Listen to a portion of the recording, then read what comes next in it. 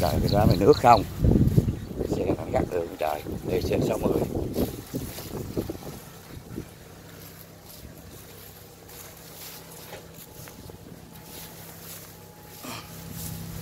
Trời ơi lội.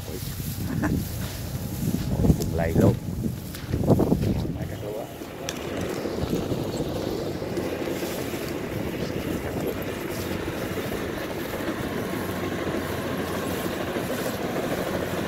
Nước mênh mông.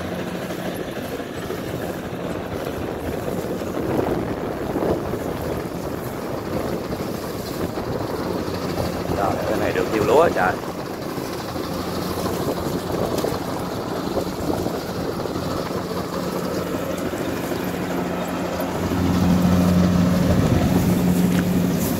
Ôi ơi. Mày ngồi mà được là mình riêng.